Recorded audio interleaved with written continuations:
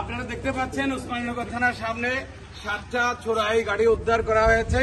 এই যারা চোর চক্র, আন্তঃবিভাগীয় চোর চক্রের সদস্য, তাদেরকে আমরা বিভিন্নভাবে আপনারা এই আমাদের দয়ামিরের পড়ুয়া থেকে এই প্রথমে 2টা গাড়ি উদ্ধারের মাধ্যমে আমাদের অভিযানটা শুরু হয়। পরবর্তীতে হবিগঞ্জ জেলার বাহুবল উপজেলার থেকে 2টা গাড়ি উদ্ধার করছি একই অভিযানের অংশ হিসেবে। পরবর্তীতে এসএমপি কোতোয়ালি দক্ষিণ সুরমা থানার এলাকা থেকে আরো 3টা গাড়ি সহ মোট 7টা চোরাই চিনজি গাড়ি আমরা উদ্ধার করেছি।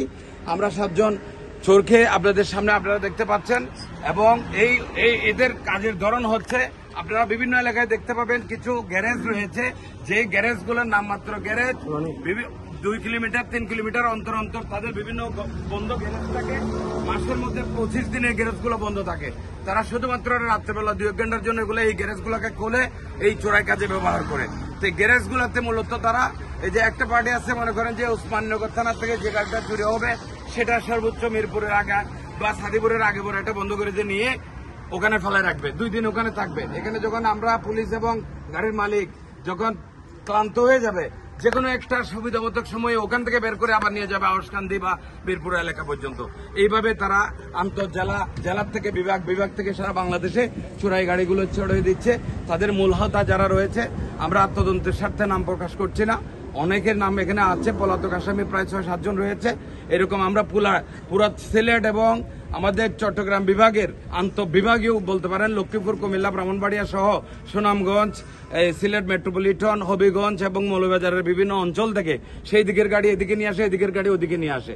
তারা এইভাবেই টানা দীর্ঘদিন ধরে এই কাজগুলো করে আসছে। আমরা যেহেতু সময়ের আমাদের একটা বার রেস্ট্রিকশন রয়েছে, অভিযান ক্লোজ করার সুবিধার্থে আমরা 7টা গাড়ি আমাদের দেওয়া তথ্য, যেটুকু তথ্য তাদের আমাদের প্রতি দেওয়া আছে, সেই তথ্যের ধারাবাহিকতায় ইনশাল্লাহ এটা কন্টিনিউয়াস প্রসেস।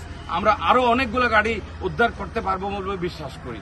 আপনাদেরকে সহযোগিতা এবং আপনাদের প্রাণবন্ত অংশগ্রহণ আমাদের ঊর্ধ্বতন কর্তৃপক্ষ, বিশেষ করে আমাদের সিলেট জেলার মানবর পুলিশ সুপার জনাব আব্দুল মান্নান বিপিএম বার্সারের নির্দেশনায় আমাদের অতিরিক্ত police super Osmaninagar circle Ashrafuzzaman PPM সেবা স্যারের প্রত্যক্ষ তদারকিতে আমার থানার ইন্সপেক্টর তদন্ত জনাব প্রজিত কুমার দাস সহ আমি, আমার চৌকর সাব ইন্সপেক্টর সুবিনয় বৈদ্য এবং এসআই শফিকুল ইসলাম, এসআই মুবারক, এসআই নতুন যিনি আসছেন ফজলুল হক সহ সুভাষিস, এসআই সুমন অধিকারী সহ প্রায় 25-30 জনের পুলিশ টিম আমরা 2-3 দিন টানা পরিশ্রম করে আমাদের গত পরশুদিন থেকে প্রোগ্রামটা শুরু হয়েছে, সে আজকে পর্যন্ত আমরা এটুকু রেজাল্ট আনতে পেরেছি।